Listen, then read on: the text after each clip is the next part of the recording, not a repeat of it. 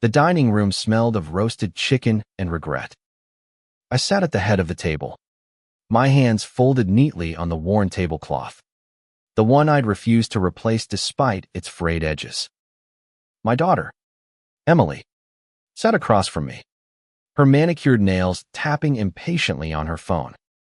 At 35, she carried herself with the sharp elegance of someone who'd clawed her way into a corner office in Manhattan. Her tailored blazer and sleek ponytail screamed success. But her eyes, those same hazel eyes I'd once read bedtime stories, held something colder tonight. "Dad, you're impossible," she said, her voice slicing through the hum of the old radiator. "You're still using that ancient coffee maker. It's practically a fire hazard. Why don't you just buy a new one?" I shrugged, poking at my plate. "It still works. No need to waste money." Emily rolled her eyes, a gesture so familiar it stung. "God, you're so cheap. It's embarrassing. Do you know what my colleagues would think if they saw the way you live? This house. This stuff." She waved a hand at the chipped mugs on the counter, the faded curtains I'd hung when she was still in pigtails. "It's like you're stuck in the 90s, hoarding pennies for no reason." Her words landed like a slap. Cheap. The word echoed in my head, raw and jagged. I wanted to tell her she was wrong, that every penny I'd saved had a purpose, a story. But I swallowed the urge, my throat tight. Instead, I forced a smile. "Maybe I like my old things. They've got character." She scoffed, pushing her plate away. "Character? Dad, it's not character. It's just sad. You're 70 years old. You should be enjoying life, not pinching pennies like some miser."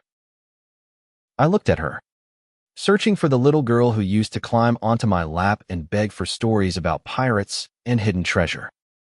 That girl was gone, replaced by this woman who saw my frugality as a flaw, a source of shame.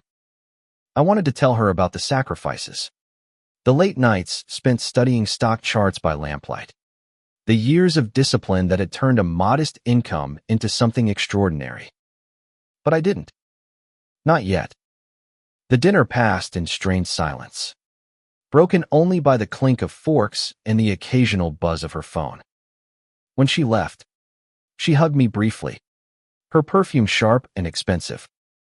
"Think about what I said, Dad," she muttered before slipping out the door. I stood in the quiet house, the weight of her words settling into my bones. Cheap. The accusation gnawed at me, not because it was true, but because it was so far from the truth. I wasn't cheap. I was careful, deliberate. I'd built something she couldn't see not yet. But maybe it was time she did. The next morning, I sat at my desk in the small study, the one room in the house Emily rarely entered. The walls were lined with shelves, stacked with books on finance, economics, and history, their spines worn from decades of use. My old computer hummed to life, its screen casting a soft glow on the papers scattered across the desk balance sheets. Brokerage statements, dividend reports. I logged into my portfolio, the numbers staring back at me like old friends, for dollars. 2 million. Give or take. Not bad for a retired factory worker who'd never earned more than $50. 000 a year. I wasn't always this way. When Emily was young, her mother and I lived paycheck to paycheck, scraping by in a cramped apartment. After her mother passed, when Emily was just 10, I vowed to give her a better life. I started small $50 a month into a mutual fund, then $100. I read everything I could, taught myself the language of markets. I didn't buy fancy cars or big TVs. Every dollar I didn't spend went into investments, compounding quietly over decades. By the time Emily was in college, I'd built a nest egg substantial enough to cover her tuition without loans. She never knew. I told her it was a scholarship. Now, as I stared at the screen, I wondered if I'd hidden too much. Emily thought I was a relic, a man too stubborn to spend a dime. Maybe she needed to see the truth, not to boast, but to understand. To see the man I'd become, not just the father she thought she knew. I printed out a summary of my portfolio, the numbers stark against the white paper. I tucked it into an envelope and set it on the kitchen table, where she'd see it when she visited next. I didn't know what she'd say, but I was ready for the conversation. Or so I thought. That night, I couldn't sleep. Emily's words replayed in my mind, each one a needle prick. Cheap. Embarrassing. Sad. I'd spent my life building something for her. For us. But maybe I'd failed to show her what mattered most. Not the money, but the love behind it. The discipline. The hope. The next day, Emily called. Dad, I'm coming over this weekend. We need to talk about getting you some help around the house. You can't keep living like this. I gripped the phone, my heart heavy but resolute. Sure. Em. Come by. I've got something to show you. The weekend arrived with a crisp autumn breeze, the kind that made the leaves outside my window dance like embers. I'd spent the days leading up to Emily's visit second-guessing myself. The envelope sat on the kitchen table, its edges curling slightly from the humidity in the old house. I'd written her name on it in my careful, slanted handwriting, the pen shaking just a little as I did. This wasn't about proving her wrong. It was about showing her who I was, who I'd always been. Emily arrived Saturday morning, her heels clicking on the porch steps. She wore a navy coat that looked like it cost more than my monthly expenses. Her smile was tight, professional, like she was walking into a boardroom instead of her childhood home. Dad, she said, setting her purse on the counter. We really need to talk about this place. It's falling apart. Have you even called a plumber about that leaky faucet? I nodded toward the table. Sit down. Em. There's something I want you to see first. She raised an eyebrow, but complied, her gaze landing on the envelope. What's this? Don't tell me it's another one of your handwritten budgets. Her tone was teasing, but there was an edge to it, like she was bracing for another lecture on frugality. I sat across from her, my hands clasped to keep them steady. Just open it. She sighed, picking up the envelope as if it were an inconvenience. She slid out the single sheet of paper, her eyes skimming the numbers. For a moment, she didn't react, just stared, her brows knitting together. Then her lips parted, and she looked up at me, her face a mix of confusion and disbelief. Dad. What is this? My portfolio, I said simply. Everything I've saved and invested over the years. She blinked, looking back at the paper. For $1 million. This can't be real. You're telling me you've been sitting on this kind of money, and you're still living like. She gestured vaguely at the room, her voice trailing off. Like what? I asked, keeping my tone even. Like someone who doesn't need to flaunt it. Her cheeks flushed, and she set the paper down, her fingers lingering on it. Why didn't you tell me? All this time. I thought you were struggling. I thought you were. I don't know. Stuck. Why would you hide this? I leaned back in my chair, the wood creaking under my weight. I didn't hide it to hurt you. Em. I hid it because it wasn't about the money. It was about giving you a life without worry. Your college. Your first apartment. That car you drove in your 20s, none of that came from loans or scholarships. It came from this. Her eyes widened, and for the first time in years, I saw a flicker of the girl she used to be, vulnerable. Searching. You paid for all that. I nodded. Every cent. I didn't want you to feel like you owed me. I wanted you to build your own life, not one tethered to my choices. She shook her head, her voice barely above a whisper. But you let me think you were cheap, that you didn't care about nice things, or comfort. Or she stopped, her eyes glistening. Why didn't you just tell me? I took a deep breath, the weight of decades pressing against my chest. Because I wanted you to value what matters. Not the money, but the work, the discipline, the choices. I didn't want you to see me as a bank account. I wanted you to see me as your father. Emily stared at the paper again, her fingers tracing the numbers. I don't know what to say. I feel like an idiot. All those times I called you cheap.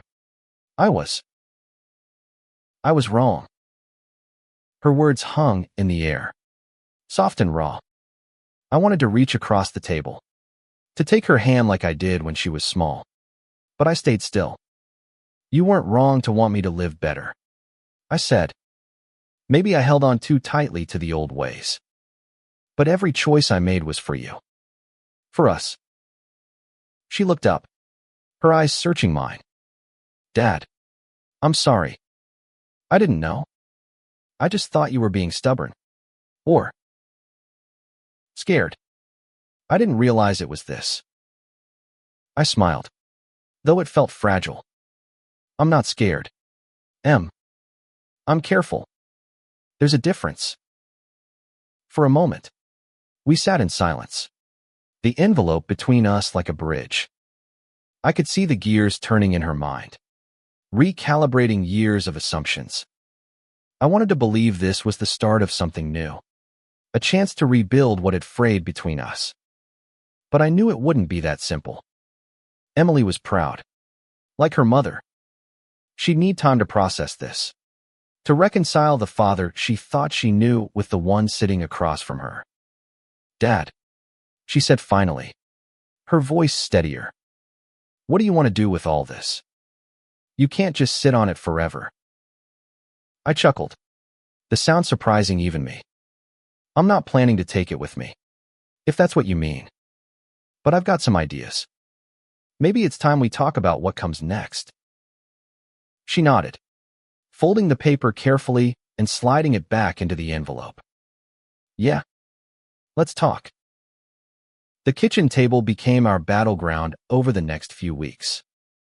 Emily started coming over more often, her visits no longer punctuated by sighs or pointed comments about the state of my house. Instead, she brought questions sharp, probing ones, the kind only a corporate strategist could muster. She wanted to understand the portfolio, how I'd built it, what it meant for the future. I welcomed her curiosity, but it came with a cost. Each conversation peeled back another layer of our strained relationship, exposing wounds neither of us had acknowledged. One evening, as the sun dipped below the horizon, painting the room in shades of amber, Emily sat across from me with a notepad and a glass of wine.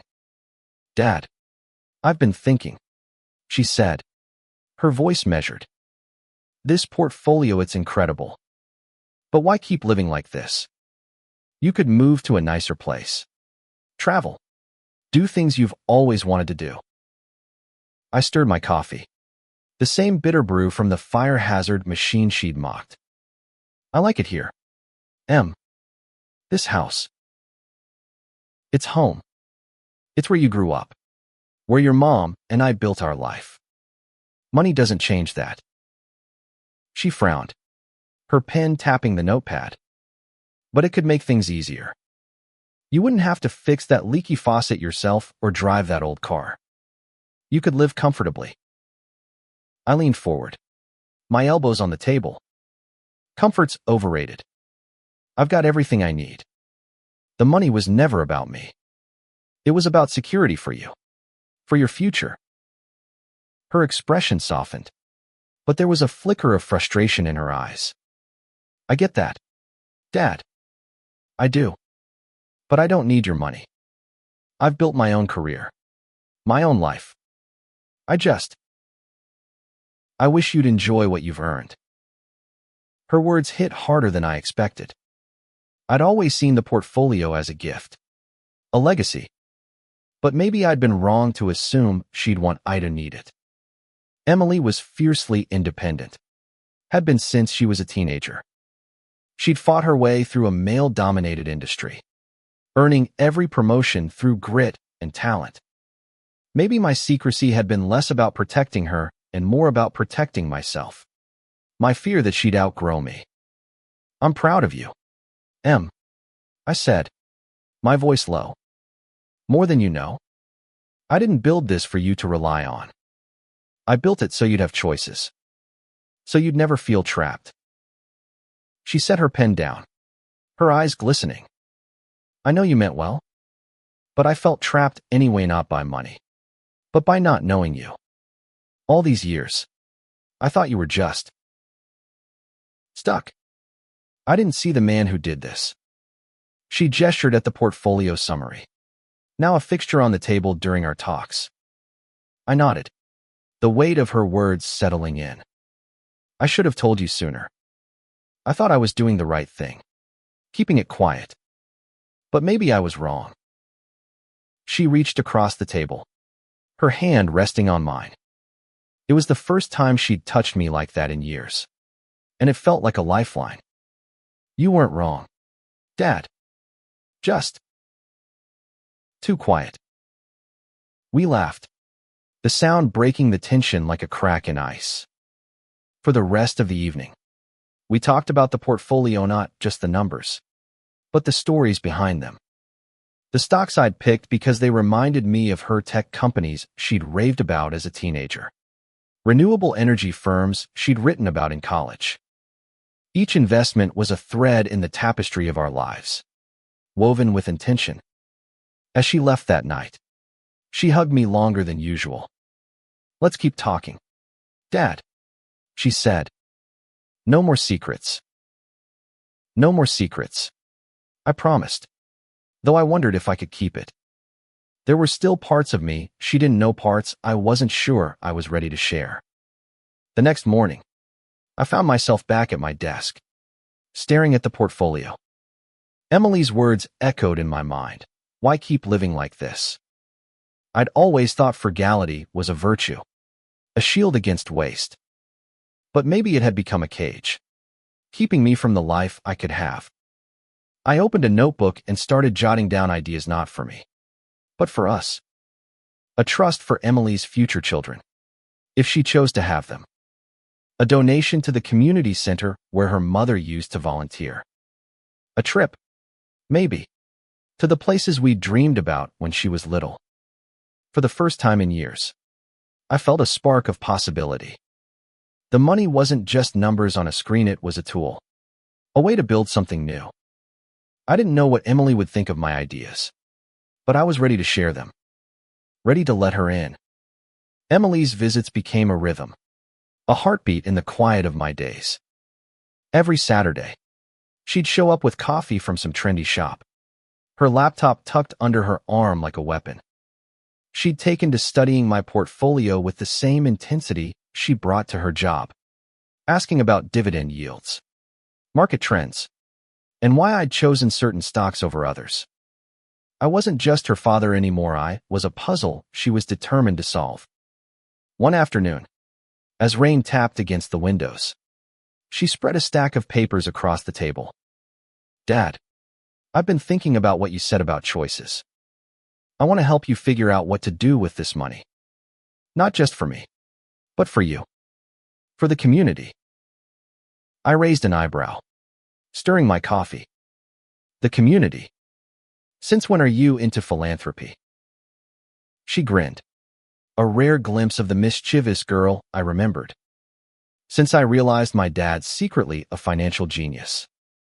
Come on. You've got millions sitting there. Let's do something meaningful. Her enthusiasm was contagious, but it also made me uneasy. I'd spent decades guarding this wealth, shielding it from risks and prying eyes. The idea of spending it felt like stepping off a cliff. But Emily's eyes were bright, her voice alive with purpose. I couldn't say no. All right, I said, leaning back. What's your pitch? She pulled out a notebook, its pages filled with neat handwriting. First, we set up a trust. For me. Maybe for grandkids someday. But not just a pile of cash. She wanted to support education. Like you did for me. Scholarships. Maybe. For kids who can't afford college. I nodded, my chest tightening at the thought of her carrying forward what I'd started. That's a good start. What else? Second, the community center. Mom loved that place. It's falling apart now, leaky roof. Outdated equipment. We could fund renovations. Maybe even start a program in her name. Something for kids. Like art classes or tutoring. I pictured her mother, Sarah, laughing with the kids at the center. Her hands covered in paint from some messy craft project. The memory ached. But it also warmed me. She'd like that, I said softly. Emily's eyes softened. Yeah, she would. Her third idea caught me off guard. And you, Dad, you need to live a little. I'm not saying buy a yacht, but maybe a new car. Or a trip. You and Mom always talked about Italy. You could go. I chuckled, shaking my head. Italy's a long way from here. And this old car's got plenty of miles left. She crossed her arms, her expression stubborn. You're not getting out of this. You've spent your whole life saving for other people. It's time to spend something on yourself. I wanted to argue, but her words hit a nerve. I'd built this wealth for security, for legacy, but maybe I'd forgotten how to live in the process. The idea of Italy, of walking through cobblestone streets Sarah and I had dreamed about, felt like a betrayal of my frugal habits. But it also felt like a possibility. We spent the rest of the afternoon sketching out plans. Emily typed furiously on her laptop, pulling up trust fund templates and community center budgets. I offered what I knew: tax implications, investment strategies to sustain the funds. It was the first time we'd worked together like this. Our voices overlapping, ideas sparking. For the first time in years, I felt like her partner, not just her father. As she packed up to leave, she paused at the door. Dad, I'm proud of you. Not just for the money, but for what you're willing to do with it now. It means a lot. I smiled, my throat tight. Means a lot to me too. That night, I sat at my desk, the portfolio glowing on the screen.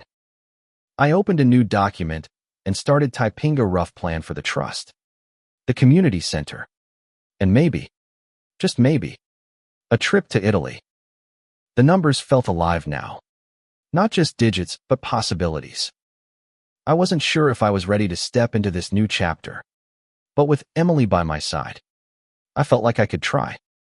The community center smelled of dust and memories.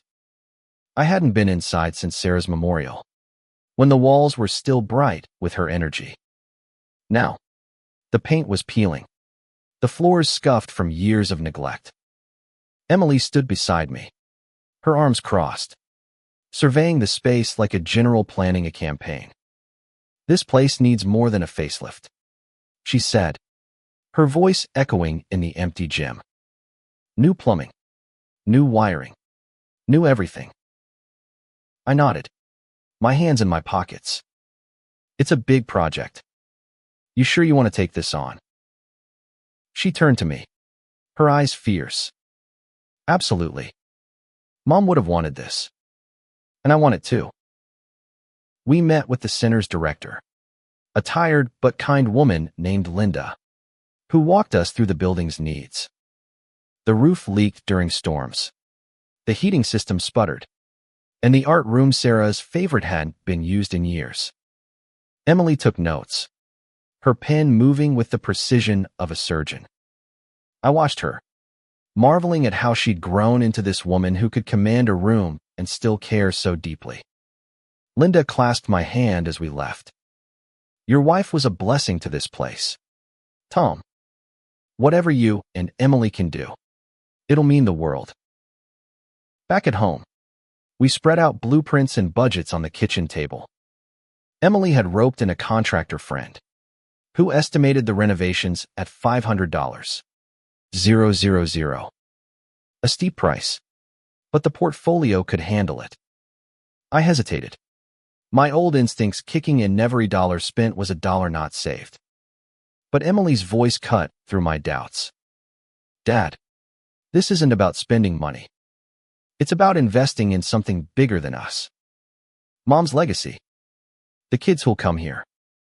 You taught me that. I looked at her, my chest swelling with pride.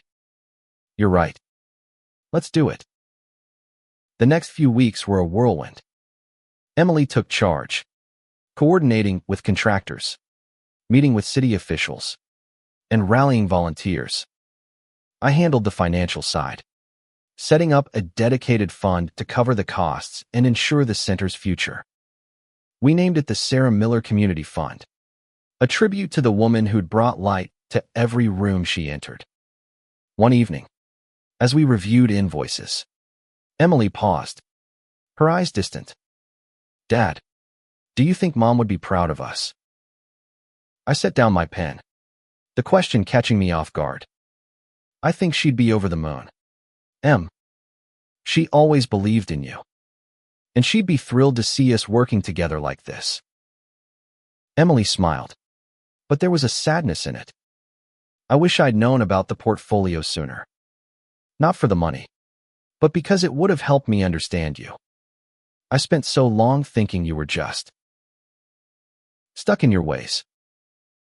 I reached across the table, squeezing her hand. You understand me now? That's what matters. The renovations began in earnest, the center buzzing with workers and volunteers. Emily and I visited often, watching the transformation unfold. The art room was the first to be completed, its walls painted a soft yellow, Sarah's favorite color. Emily hung a plaque outside the door in memory of Sarah Miller, who painted the world with love. One afternoon, as we stood in the finished room, Emily turned to me. Dad, I've been thinking about your trip to Italy. I want to come with you. I blinked, surprised. You, Miss Corporate, taking time off. She laughed, nudging my shoulder. Yeah, me. I want to see the places you and Mom dreamed about. Together. The idea settled into me like a warm ember. Italy. With Emily. Not just a trip, but a chance to rebuild what we'd lost. I nodded, my voice thick. I'd like that. Em. As we left the center, the sun setting behind us, I felt lighter than I had in years. The portfolio wasn't just a number. Anna Maria, it was a bridge, a way to honor the past and build a future. With Emily by my side, I was ready to take the first step. Planning the trip to Italy felt like stepping into a dream. Emily and I spent evenings poring over travel guides, arguing over whether Rome or Florence should come first. She wanted history. I wanted quiet villages with cobblestone streets. We compromised, sketching out a 2-week itinerary that included both. For the first time in years, I felt excitement bubbling up, the kind I hadn't known since Sarah was alive. Emily took charge of the logistics, booking flights and hotels with the same efficiency she brought to her boardroom. I handled the budget, careful not to let old habits choke the joy out of it. The portfolio could cover a trip like this without blinking, but I still flinched at the cost of first-class tickets. Emily caught me hesitating. Dad, she said, her tone firm but kind. This is for us. No cutting corners. I grinned, raising my hands in surrender. All right. All right. First class it is. As the departure date neared, I found myself digging through old boxes in the attic, looking for mementos of Sarah to bring along. I found a journal she'd kept during our early years, filled with sketches of Italian villas and notes about gelato flavors she wanted to try. I showed it to Emily, and we sat on the floor, reading passages aloud, laughing and crying in equal measure. She wanted to see the Amalfi Coast, Emily said, tracing a sketch of a cliffside village. We have to go there. I nodded, my throat tight. We will. The flight to Rome was surreal. I'd never been on a plane that didn't cram my knees against the seat in front of me. Emily, seated beside me, sipped champagne and teased me about my wide-eyed wonder. You're like a kid on Christmas, Dad. I chuckled, looking out the window at the clouds. Maybe I am. Italy was everything Sarah had dreamed it would be. In Rome, we wandered the Colosseum, Emily snapping photos while I marveled at the weight of history.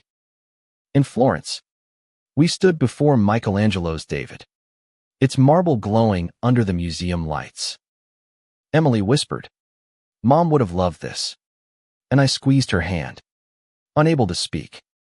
The Amalfi Coast was the heart of the trip. We stayed in a small hotel perched on a cliff, the sea stretching endlessly below. One evening, as the sun dipped into the water, painting the sky in shades of pink and gold, Emily and I sat on a terrace, sharing a bottle of wine. Dad, she said, her voice soft. Thank you for this. For everything. I didn't realize how much I needed Thesis. Together. I looked at her, my daughter, her face softened by the twilight. I needed it too.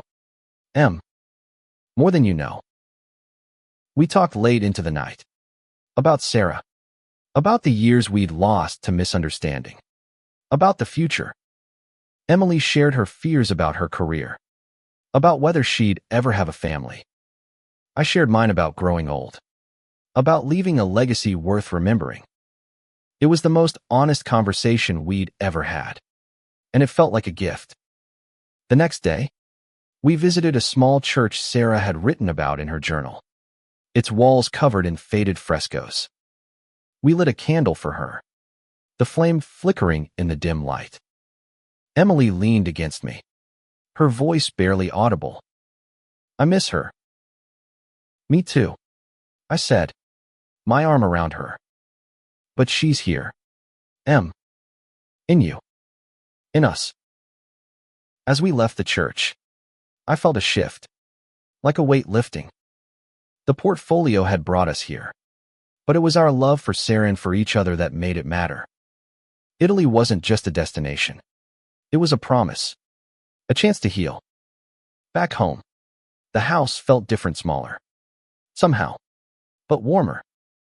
The trip to Italy had changed something in me. In us.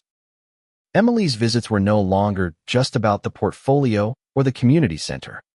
They were about rebuilding our bond.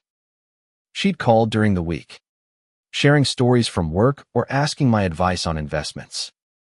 I'd tease her about her expensive coffee habit, and she'd laugh, calling me Mr.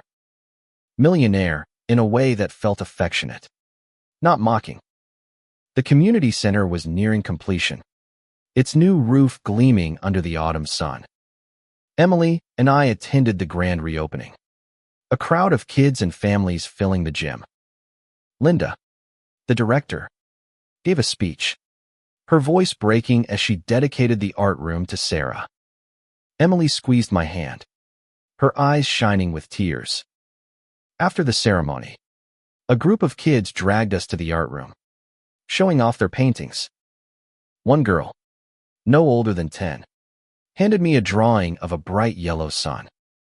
This is for you, Mr. Miller, she said shyly. Thank you for fixing our center. I knelt down, my knees creaking, and took the drawing. Thank you, sweetheart. This means a lot. Emily watched, her smile soft. You're a hero, Dad. I shook my head, embarrassed, just doing what I can. But as we left, I felt a swell of pride, not for the money, but for what it had made possible. The center was alive again, a place where kids could dream, where Sarah's spirit lingered in every brushstroke. Back at home, Emily and I sat at the kitchen table. The envelope long gone, but its impact still felt. She pulled out her laptop, showing me a draft of the trust fund agreement. "I've been working with a lawyer," she said. "It's set up to fund scholarships for local kids, renewable every year. And I added a clause for the community center to keep it going." I read through the document, impressed by her thoroughness.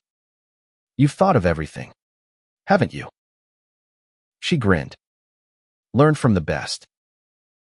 We talked about the future, her career, my plans.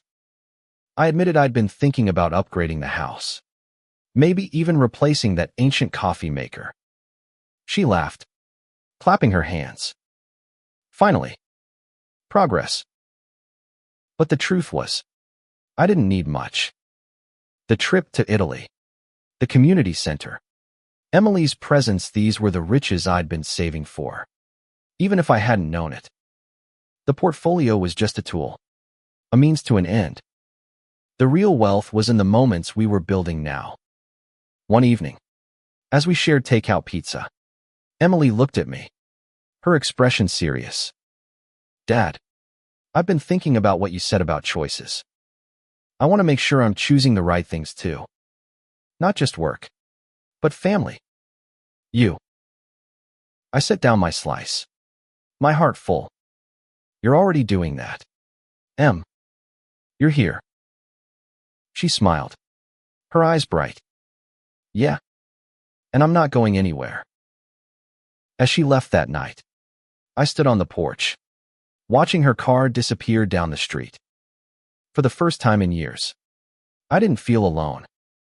The house, with its chipped mugs and frayed curtains, wasn't just a relic of the past. It was a home, filled with new memories waiting to be made. Winter settled over the town, blanketing the streets in snow. The community center thrived, its art room bustling with kids every afternoon. Emily and I became regulars, dropping by to help with classes or just to sit and watch the chaos of creativity.